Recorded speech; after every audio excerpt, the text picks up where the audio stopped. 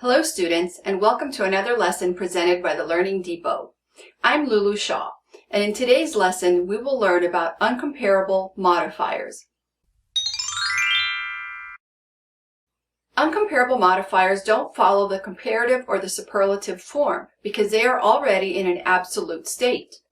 These modifiers already express the highest degree of quality, so we do not add er or est or use the adverbs more or most when comparing.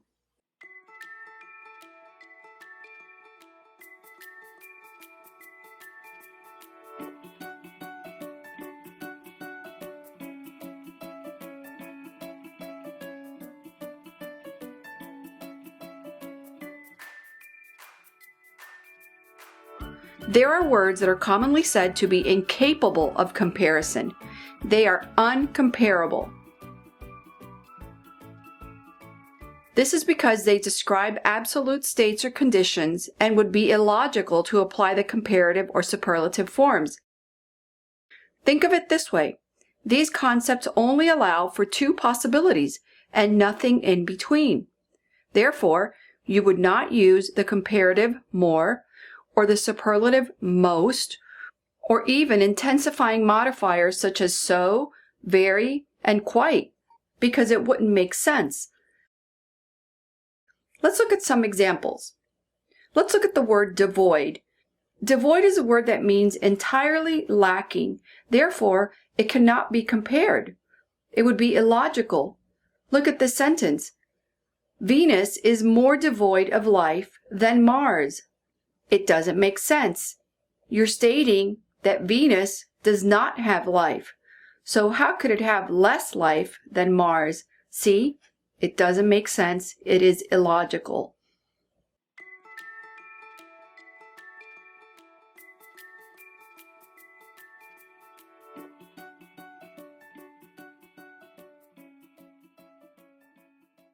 Let's look at another example with the word unique.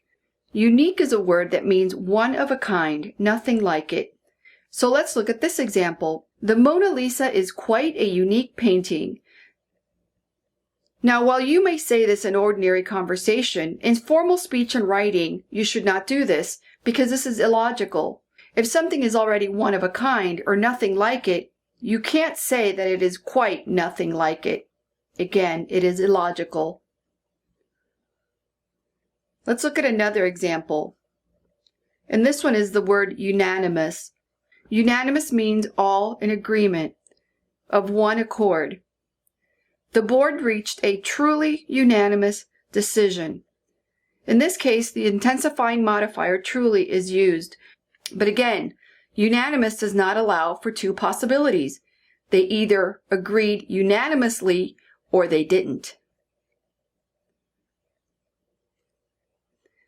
And let's look at one more example.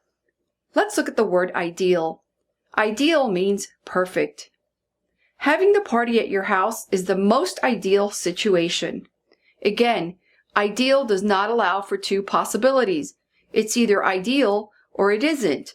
So technically, you should not use the modifier most, which is the superlative of the highest degree, to describe the word ideal.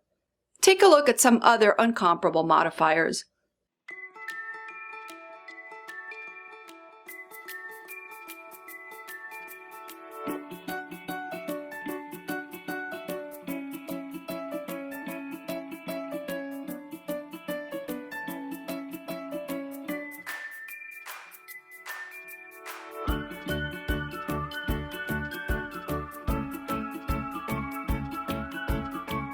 These modifiers are already in an absolute state.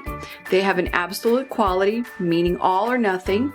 They express the highest degree of equality, and therefore they are not subject to comparison. Remember that when making comparisons with the comparative or the superlative, you must think of the concept represented. If it is an absolute concept that has an all or nothing quality, do not use the modifiers more or most, and you must not apply intensifying modifiers such as so, very, quite, really, super, and truly, to name a few. Now there is a caveat to this. In informal everyday language, you will hear speakers regularly apply intensifying modifiers, such as saying something is very unique or even more adequate. And this is actually okay, because the language rules are applied or broken depending on the social context. When you are with friends or in informal situations, go ahead and use the comparative or the superlative or the intensifying modifiers if you wish. Just make sure that you always carefully consider your audience and avoid these in formal speech and writing. To summarize, it is important to remember that there are modifiers that don't follow the traditional spelling for the comparative and the superlative form. This is because they are in an absolute state, so the only way for you to know will be to double check if you are unsure. Make sure to go back and review the parts of the video that you did not understand, and if you have a question, leave it in the comments section below and I'll be sure to answer it. And don't forget to subscribe and hit that notification bell so you will be notified every time I upload a new video. Thank you for watching, and I'll see you real soon. Bye bye.